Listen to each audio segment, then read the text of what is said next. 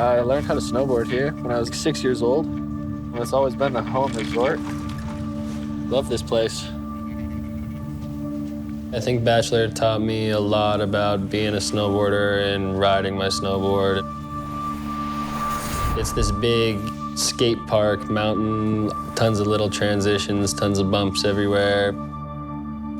I think it really taught me how to ride transition, hold speed, use my edges, and get around a mountain.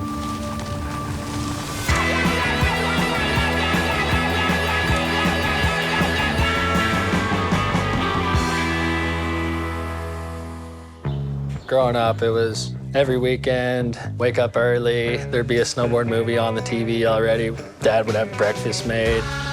Since the whole family was into snowboarding, we ended up doing a lot. Those were kind of our vacations. We would get to go to a new mountain and check out a new resort together as a family.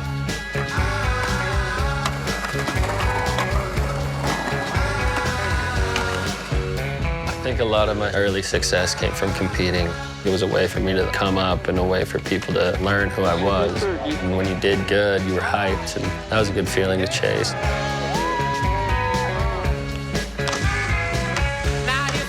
After that summer, started getting jackets and boards and been riding for them ever since. It's kind of insane. I'd say I'm competitive, but I'm not an insanely competitive person. But to be on a level where you're competitive against all these other dudes, you have to be calculated and know what you're doing and have practiced. But you can keep the work fun, because it's snowboarding. It's the funnest thing ever.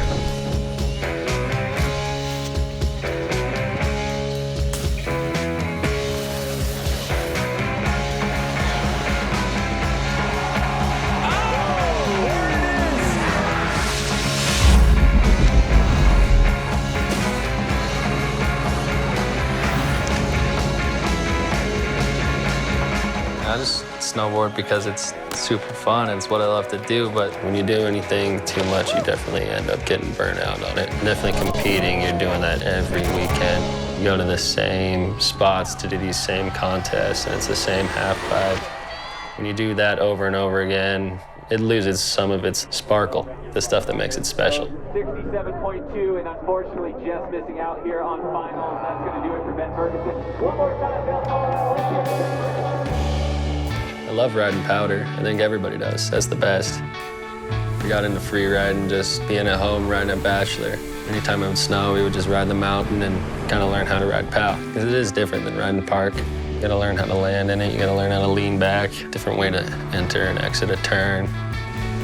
Cook City with Danny was probably my first legit film trip. I got some time to spend up at Baldface for another film thing and started getting better at it. That same year, I ended up going to Alaska for the first time with Tim Manning, and he taught me a lot about what to look for as far as avalanches and what kind of lines would go, and don't walk there, don't hang out on this cornice, that kind of stuff. this is the board I rode the first time I ever went to Alaska. Hanging onto that one, special board. I remember picking a line and Tim was like, hey, you sure? And then I laced this pretty hairy, spiny line, but I didn't know what I was doing, you know? I was just survival boarding down this thing. That definitely got me hooked, because it was the fastest I had ever gone in my life and probably the best snow I've ever ridden in.